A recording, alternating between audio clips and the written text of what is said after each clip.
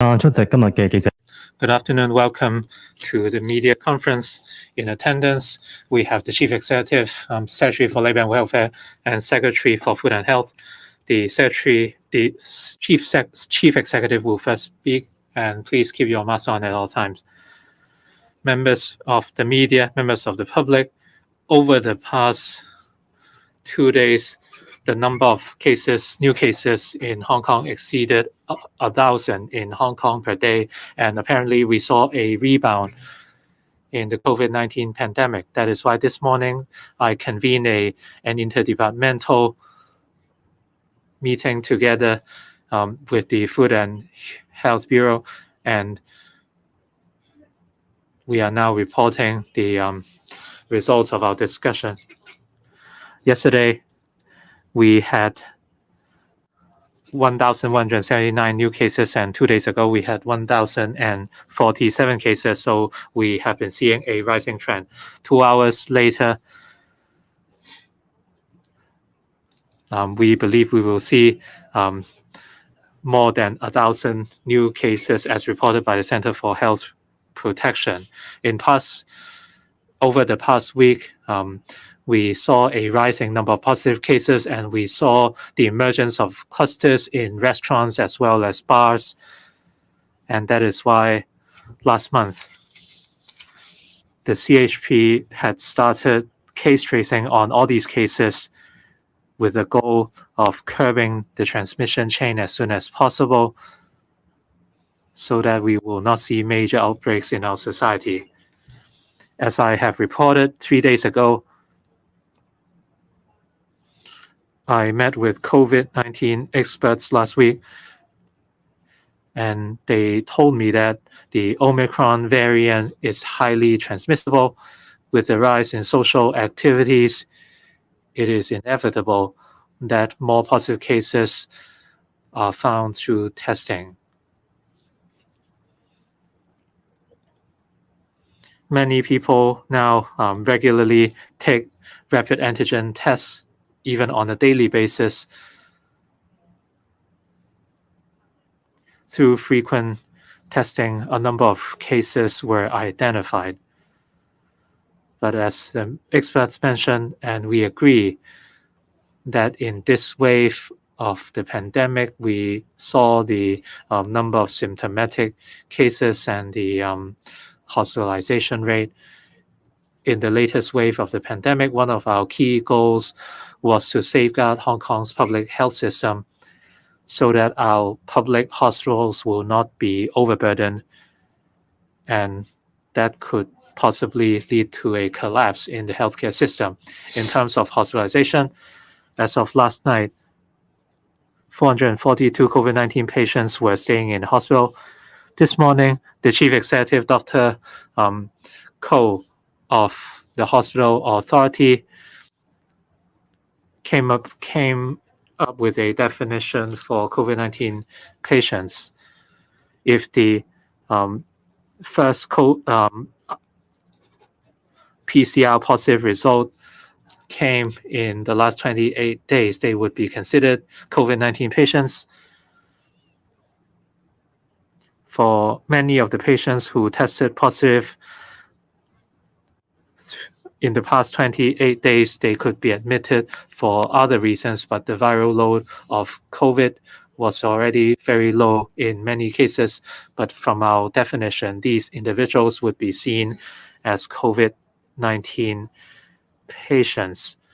Among the COVID-19 patients in hospital, we looked at the number who needed to be isolated. In other words, their cases were still transmissible. Very often, the percentage was less than half. The 400-odd patients were using isolation beds, including first-tier or second-tier isolation beds or beds in the North Lantau Hospital, Hong Kong Infection Control Center. In other words, more than half the patients are staying in ordinary hospital wards because they carry very low viral loads and the risk of transmission is negligible.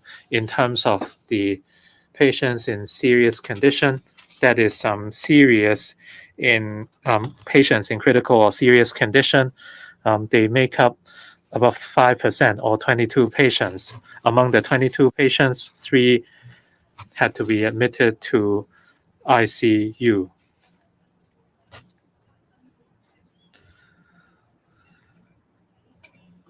So at any given point, 300 to 400 patients are staying in hospital due to COVID-19, and around a dozen to 20 patients are in critical or serious condition, and in A&E wards, we have less than 5 patients. So these figures are rather indicative, and these are yardsticks used in many places in gauging the severity of the pandemic. So with the daily caseload exceeding 1,000, that could attract some interest or concern, but the pandemic is yet to affect the operation on our hospitals or overburden them. And this situation is related to the community immunity.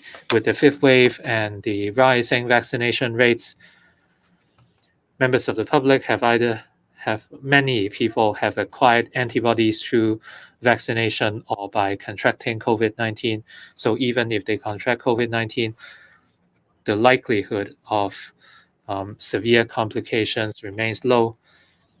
For symptomatic patients that require treatment, compared with the beginning of the fifth wave, we are now in a much better position because we now have oral antivirals. The 2 antivirals have proved to be effective in curbing serious implications or complications. We are fortunate that we have acquired enough doses, and Dr. Cole told me that about 30,000 doses were administered already. So we wanted to avoid serious cases, so we have sufficient doses. This is not limited to hospital authority patients. Nearly 300 private doctors are able to use these 2 oral medicines. Now, having regard to this situation, our meeting this morning was of the view that we need to continue to work to reduce the chance of large-scale eruptions of cases, especially affecting special clusters. So we try to target certain premises and certain groups to enhance our anti-epidemic capability. First is the schools. Now, given the 5th wave of the pandemic, we shifted the summer recess activities. So actually the term lasts to mid-August because they already had their summer recess. So in the next 2 months, we try to protect the students. Up to now, there hasn't been a school that was subject to a school-level eruption. But in certain classes, there were more positive cases. According to the CHP definitions, some schools suspended the class, but it's not the whole school. And we persist in our approach to let students go to school. We try to keep students going to school. So on the school side, we think we need to continue to implement our daily rapid antigen test arrangement after schools resume till the end of the school year. That is till about mid-August.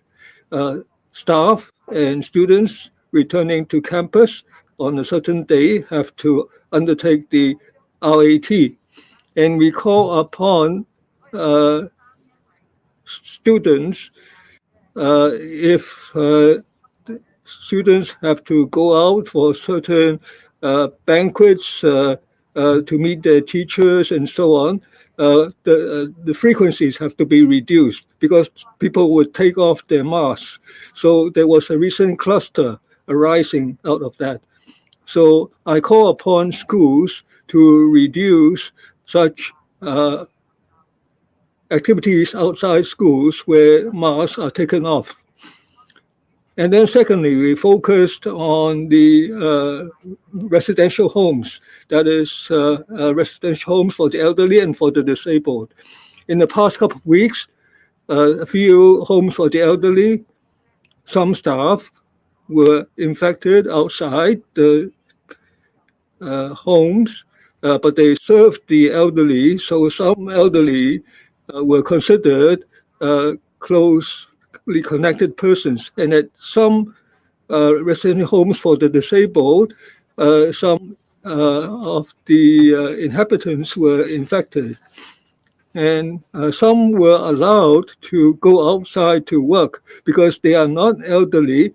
We have some shelter workshops and other schemes for them to support their work. So they may have returned from the community back to the homes. So at these residential homes, we are in a safer position than at the beginning of the fifth wave. First is the vaccination rate. Now, those who have taken the first shot, 88%, and the second shot, over 70%. And we believe that very soon it will be over 80%. So we are more assured that we are able to protect the elderly. In any case, we will strictly implement measures. For instance, after CHP assessment, the inmates, if they are considered close contacts of the infected staff, they have to be quarantined. Now, we have sufficient isolation facilities, Asia World Expo, and we are also prepared to restart the Kai Tak Cruise Terminal Community Isolation Facility. And the Social Welfare Department has also identified a premise which can be used for quarantine. That is, if a residential home has more infected patients, then rather than shift those inmates outside of that home, then so we would move some of the patients, we move some of the inmates to another premise. So this was a previously adopted approach. And then to enhance the protection of inmates, now we have to depend on frequent tests of the staff because residential homes for the elderly, most of the elderly don't go out. And when the relatives visit them, they have to be subject to stringent arrangements. Now, for those vaccinated who had 2 shots, and later it will be raised to 3 shots. Now, right now, the completion of vaccination is 2 shots, and after discussion with Social Welfare Department, it will be raised to 3 shots. And for those who have completed vaccination, right now they have to take RAT before they go to work, and we will add a testing arrangement that is such staff has to be nucleic tested once every 2 weeks. And the first target group is those premises with activities where masks are taken off. That is usually at food and beverage premises, bars, and so on. Right now, at these gatherings, RAT is required before entry, and we recently extended this requirement to bars and so on. But we still need to expand these rapid antigen tests and to reduce such non-essential contact. So we try to set an example. As you know, I'm approaching the end of my term of office, and they have a number of these farewell gatherings that have to be cancelled. And you heard that this morning in the electoral council. Originally, there was going to be a farewell banquet for me next Tuesday, and then 2 hours ago, I canceled a lunch for all the departmental bureau heads, and also an exco dinner for me, and also the bureau heads were originally going to have a dinner for me, and so I can't enumerate all of them, and so I don't wish these activities to go ahead because we try to reduce non-essential these celebrations. And then in a couple of days, we will have Father's Day, and I call upon that there should be a reduction of these inter-family gatherings, especially where the masks are taken off for the consumption of food and beverages. Finally, so much of this work involves strengthening the rapid antigen test arrangements to show that the member of public concern is not infected. So the SAL government, starting right now, will further expand the distribution of RAT kits. For the elderly, we've distributed them for 2 months. We've distributed over 10 million of these kits free. Originally, it would stop at the end of this month, but we will continue, and we don't have a termination date in mind. We'll just keep on distributing until the pandemic is even more under control. And we will also step up distributing to property management companies, construction sites, through the district offices, through various community societies, and 25th reunification celebration activities. So for admission to these activities, if you need to do an RAT test, you can make the request to the department concerned, and we will give these RAT kits to the organizing unit. And also, we will step up testing. For instance, on sewage, we will take more samples. If we detect a high level of virus, we will step up the mandatory testing. And then we will step up law enforcement, so the departments concerned will not let up. They will inspect these specified premises. 措施。睇下大家有咩問題由我請兩位局長回答大家問題。We are happy to take questions from the press. We now proceed to questions and answers. Please raise your hand and identify your organization before you speak. Kindly use the microphone. Please limit yourself to no more than 2 questions. Thank you. The lady in front, please, in glasses. Good afternoon. This is Now TV. In terms of the recent rebound, lunch and dinner banquets with your colleagues have been cancelled. Would the banquet on July the 1st be cancelled? Did you hear or communicate with Beijing that if the number of cases rebound to more than 1,000, they would no longer consider visiting Hong Kong? Was there such conversation? You saw that in light of the rebound, you called for the cross-family gatherings to be reduced. How do you actually draw the line? When or on what basis would you tighten the social distancing measures.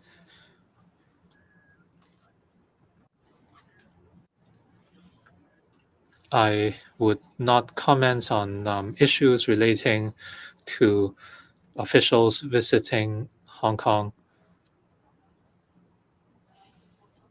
Our epidemic control measures would allow everyone to celebrate the anniversary activities in an assured manner.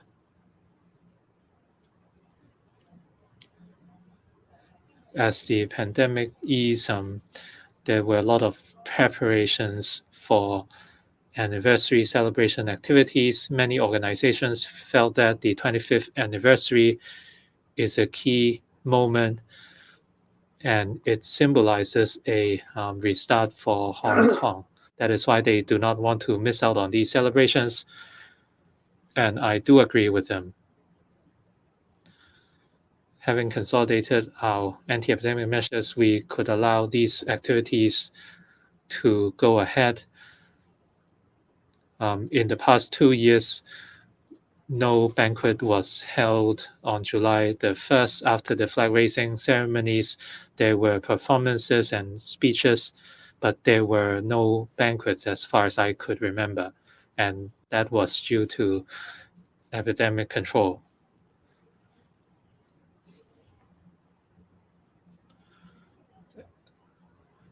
As experts suggested, with more and more social activities, a rising caseload is to be expected, and this does not amount to the new wave of outbreak.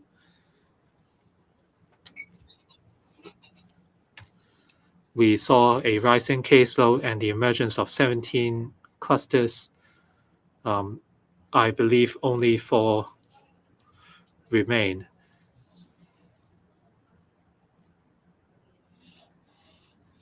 So once again, this is like a tug of war between 3 parties. The situation is to be expected since the hospitalization and number of serious cases in hospital remain low. We have the testing capacity, we have oral antivirals, and we have test kits. So having considered the economy, the needs of our community, as well as public acceptability, we do not believe it is necessary to tighten the measures now by way of legislation. If something is written in the law, then they will be compulsory and there are legal consequences. Let's say if we prohibit premises from operating, they would not be allowed to do so. If we outlaw family gatherings, then such acts would be illegal. We are not at that stage right now, but any responsible government would urge the public to refrain from doing certain things. So that was just a reminder from my part. For if you take meals outside involving different families, then masks would be off and that would increase the risk. Next question, please. The gentleman on the front row, please. This is Hong Kong 01. You talked about the July 1st celebrations. Do the celebrations have any relation to the potential tightening of the social distancing measures? No measures will be tightened. I simply issued some reminders and call on everyone to increase their awareness. So awareness is very important. For instance, we would remind ourselves to do RAT every day. Sometimes we would come into contact with each other in meetings.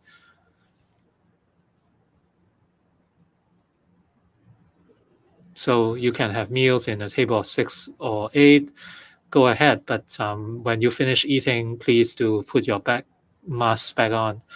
So this is what awareness is about. And we are simply reminding everyone that we have 1,000 cases per day. So it is important to remain vigilant. So with proper vigilance and the right preventative measures, we would not have to resort to legislation in restricting the daily activities of the public. Next question. The lady in gray, this is TVB. Mrs. Lam, you said for workers of residential care homes, they need to receive 3 shots and they must take RAT every day and PCR tests every 2 weeks. Does it mean that the RAT tests are not adequate or accurate enough? There were rumors that community or isolation facilities could be reopened. Would the makeshift hospital in Yunnan be the first? And what about the meetings before the Exco meeting? I do not know how the banquets could be held online.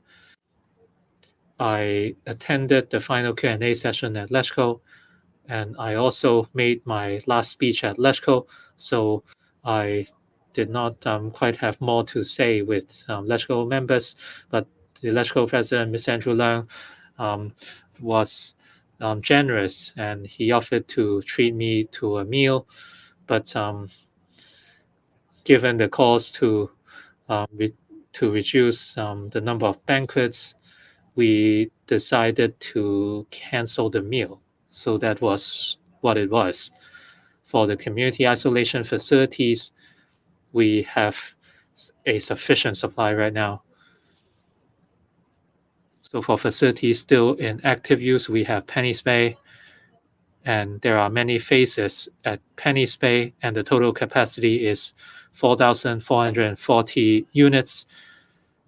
Another 2 facilities are used as quarantine hotels or isolation hotels with more than 700 places as of last night.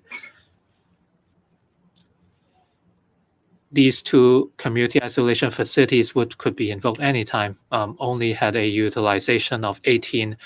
In other words, we have more than 80% of capacity remaining to admit COVID-19 patients. For other CIFs such as Tame, they are in standby mode.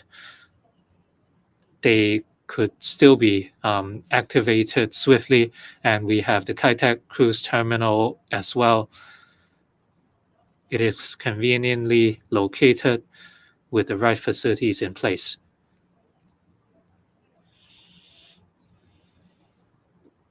We are now planning to restart the community isolation facilities at Kai Tak. At Asia World Expo, we have several halls which can be for quarantine of close contact elderly persons. They can go to Asia World Expo. Right now, the capacity is adequate at AWE for now. Concerning residential care homes for the elderly, now, as you know, every day there are RATs, but you know, RAT is different in sensitivity compared with nucleic acid test. Now, so everyday RA tests are carried on. Even those vaccinated might be infected. For those vaccinated, the virus load may be low, so RAT may not be able to test that. Earlier, we had 2 rounds of nucleic acid tests for all vaccinated staff. For non-vaccinated staff, every week they have to do nucleic acid tests once a week. For those vaccinated, once every 2 weeks. So starting next Wednesday, there would be this nucleic acid test every 2 weeks. Next, the lady, please.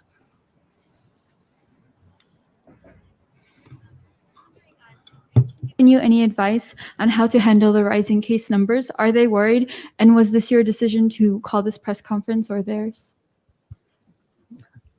Well, throughout the this long journey of fighting COVID-19 epidemic, you will appreciate that myself and my team, we are adopting a very transparent approach. In fact, I remember in January 2020, when I came out with the Secretary for Food and Health, I gave us 3 guidelines, and one is transparency. And the transparency has to be delivered through meeting the media so that you have a chance to ask us questions, we give you the answers. So this is only natural since the daily confirmed positive cases have escalated to over 1,000. Although I'm coming to the end of a term, I still I'm shouldering the responsibilities to fight the COVID-19. So I chaired a high-level cross-bureau meeting this morning together with the Chief Executive of the Hospital Authority. And in line with the spirit of transparency, I thought that I should let you know the outcome of the discussion. So that's the purpose of hosting this press conference. The central government's involvement in fighting the COVID-19 epidemic is when the Hong Kong SAR government needed help, they would almost immediately give us the help we need in various forms. And you have already seen this at least on several occasions. But on this occasion, in responding to another question, I said that we have sufficient supply of CIF, testing capacity, and other and the antiviral oral drugs. So I do not see the need to appeal to the central government for any assistance or support for the time being. I could not say whether they are worried, but of course, in light of a spirit of concern for compatriots in the Hong Kong SAR, our motherland is always concerned whenever there are things happening in Hong Kong which they feel that may cause the Hong Kong people a bit concerned. But for the time being, I have to stress that this sort of upward cases, according to the experts, are not unexpected because we have almost returned to normalcy as far as social activities are concerned. And so in a way, this is not an alarm bell yet, but we will closely monitor the situation. And if between now and the 30th of June, there are other occasions that I need to chair meetings, I need to decide on policy measures, I will still meet you people and through you people to disseminate the needed information to the people of Hong Kong. 好，我哋今日問多最後一條提問。前排中間嗰位男記者。One further question. RTHK, I'd like to ask Mrs. Lam, just now you mentioned a series of reinforced measures. You said you would try to create better conditions for people to visit Hong Kong. You have 2 weeks left. Do you think it will be effective? And I'd like to ask the secretaries,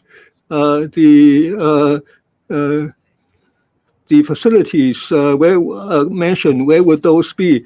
And what would be the arrangement for residential care home staff to be vaccinated for the 3rd time? Now, mainly we are using the Asia World Expo. There are 4 halls. Now, another 4 are being reserved, and we will use 2 of them if necessary in a few days. Now, also the Kai Tak cruise terminal facilities would be turned from standby mode to active mode. Now, the 3rd vaccine shot arrangement, we will talk to the stakeholders on the timetable on when the 3rd shot would have to be taken. Now, today, when we say vaccination has been completed, we mean 2 shots. But we know that quite a lot of staff have taken the 3rd shot already. So we will try to determine a reasonable time limit for them to take the 3rd shot as well.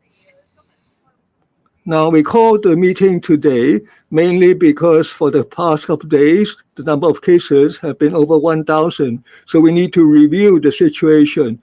And we invited the CEO of the hospital authority to join us because we don't want the public hospitals in Hong Kong to come under the risk of collapse. So the data show that we are safe. And today we just try to raise the anti-epidemic awareness. We are not trying to restrict the public's activities, and we try to maintain the status quo through the end of June so that the public can enjoy normal life. And when the 25th anniversary arrives, we all have the scope to conduct various activities. So we are very targeted. We call upon people to take more RATs. That is, we are in respect of activities where people take off their masks. Now, we try to promote the wearing of KN95, and some members of the public wear 2 masks. Those are relatively safe. But for those activities where masks are taken off, they are of higher risk. So we think we should raise people's awareness now so that our resumption to normalcy hopefully will continue to progress till after the 1st of July. Thank you for attending the meeting.